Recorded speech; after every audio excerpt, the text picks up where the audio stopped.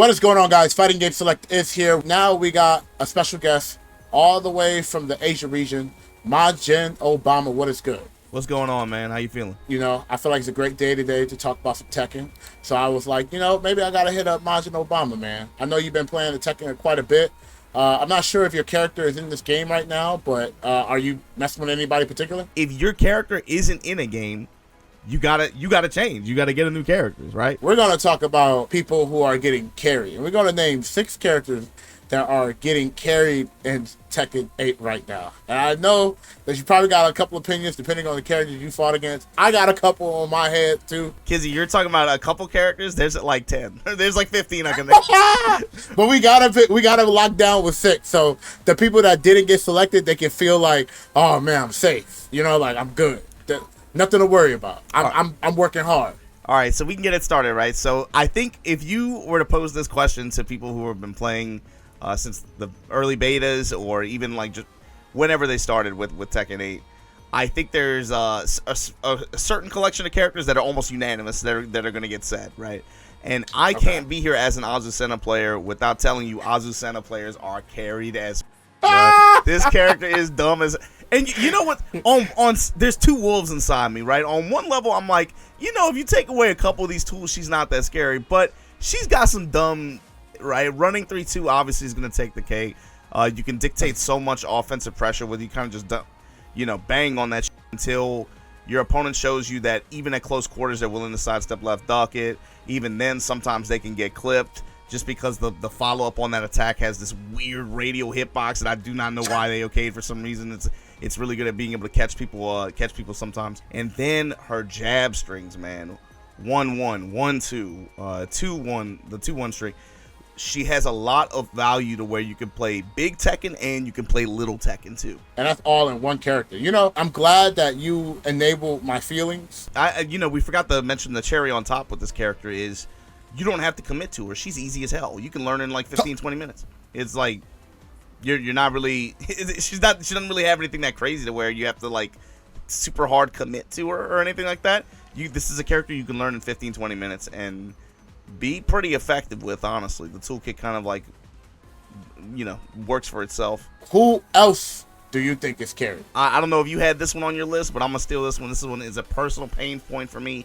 I despise Reina players, bro. Y'all are not thinking about any kind of offensive structure. You're not thinking about any how do I approach? Do I have the right space? No, bro. 4-4-2. Bro, y'all have buttons that here's the thing, Kizzie. She has a lot of tools and she has a lot of attacks. You don't need but like 10% of I'm saying why does she have an electric even, bro? I barely see people use that. You don't even. Yeah, I the only time I've seen people use it is when they had the easy input mode and they were doing it. That was most of the time I seen that move active. I think outside of that, I'm always taking a +1 high and I'm getting hit by some crazy mid. And then if I'm not getting hit by the mid, I'm getting thrown. I'm getting spin on. I never see the electric because she's always in my face. And the Reina players will tell you the risk. Oh, but the risk reward, they just mash on that. But the thing is, even if you break down some of the what you need to do in order to counterplay her, especially in terms of her stance pressure, she's really good at being able to transition between Sentai and then go into Heaven's Wrath very quickly and then leverage those options.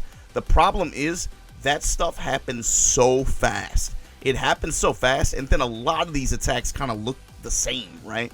So it's man, you end up blocking a forward 4, and then she's laying the pressure on you, even though you know that you have to try to step that or try to step guard and be able to try to call out maybe some of the more linear attacks that they try to use in pressure afterwards. That's going to be your escape route, really, but it's so easy to just get clipped in between a lot of that stuff, man. And she has damage to back it up. Man, it's it feels like Hallrong, but without the negatives, I'm glad you said that, Kizzie. I'm glad you said that because like I said, there's 15 characters in my mind. A few of them play almost exactly the same. She has built-in movement with her offense. Built-in forward movement, right? Yes, so even that's if you're what blocking, makes it so scary. Even if you're blocking, you're losing because you're getting pushed to the wall probably. And yeah, and it's like that's kind of a theme with Tekken 2 is characters with built-in movement, built-in evasion, and that kind of stuff where you have to work. You don't have to worry about that as much. You can kind of just leverage the character's natural mobility. That's very strong in general. You know, I know that I'm brand new, but I still have my feelings too. Dragonov players, like, I don't even know the word carry even defines who they are. Like, it's so crazy to me, bro. Like, I found out that while they're in heated mode, that ground grab that they do, you can't tech that. I thought you were gonna save him for last, Kizzie, to be honest with you, but yeah, it's like heat makes him stronger. Obviously, when you get a buffed, and he's another character where I feel like I play a lot of people and they use less than like 10% of the move list. That like you can play him and literally just be using like 10 moves, and the way the game plan works, especially when you throw heat into the mix, makes him very, very, very strong feeling. Bruh, like week 1, I was like, why am I getting? I'm holding back. Why am I getting? That's a low.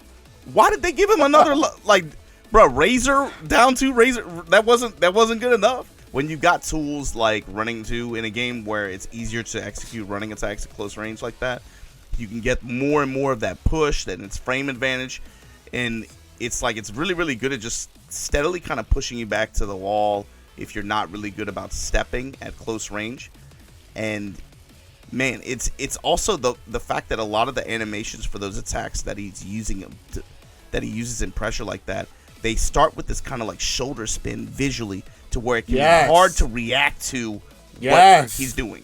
It's like visually very, very hard to discern some attacks. You know, I had to take that 4-4-2 like 3 times, and then they was like, all right, we're gonna do like the heat smash just to make sure you don't press a button again. I had to get that out of my chest. If I had to pick another one, bro, a lot of people have been talking about him for quite a bit, but yo, man, I think King is crazy, bro.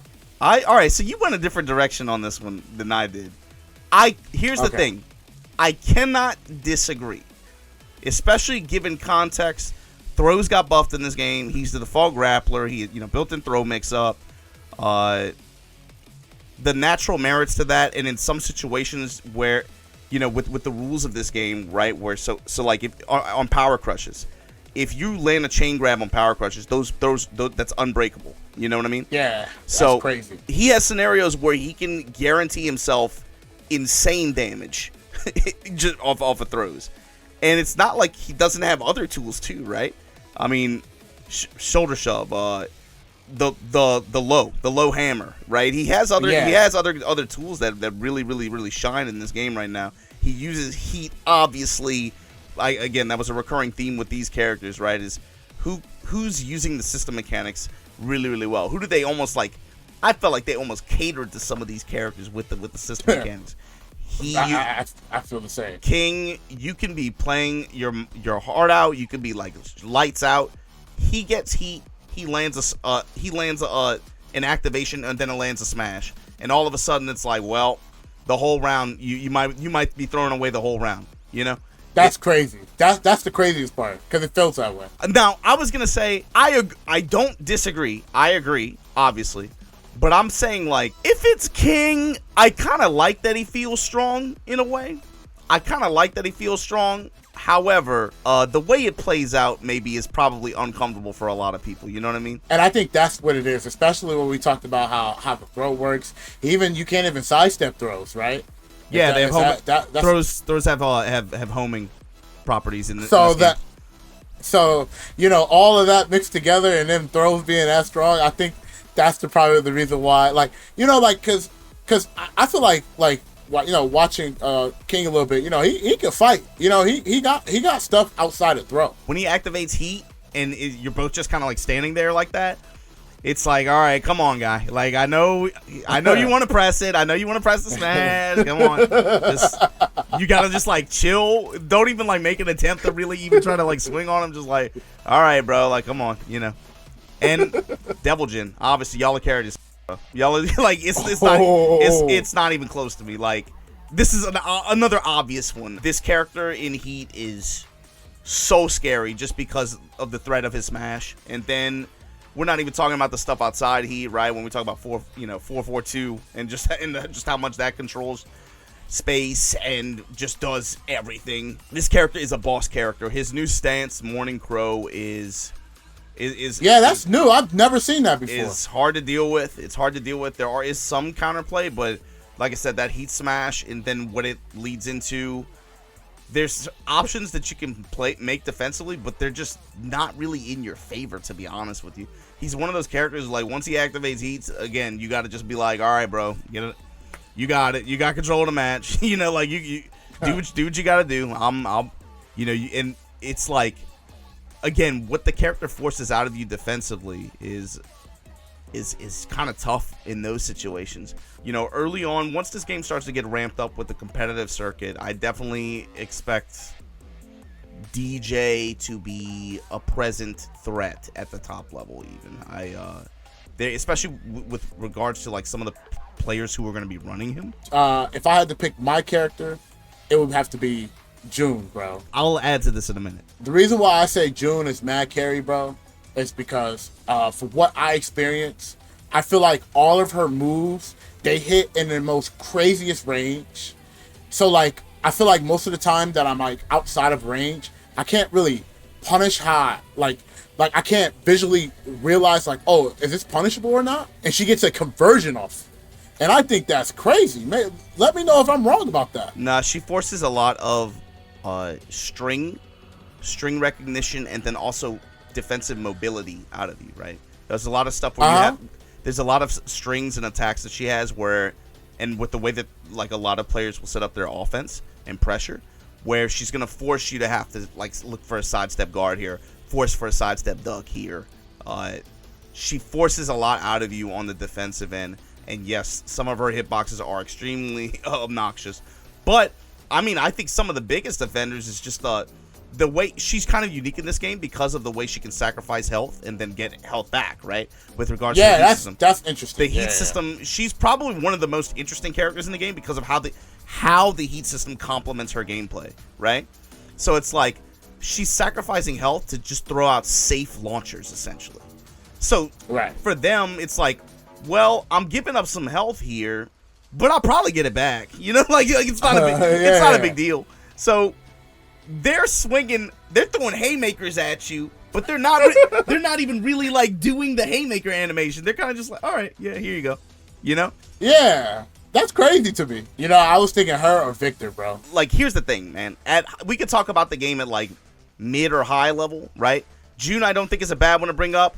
Fang was also on my list. Xiao Yu also on my list for that. But now if we can get to the real, right? This is the real.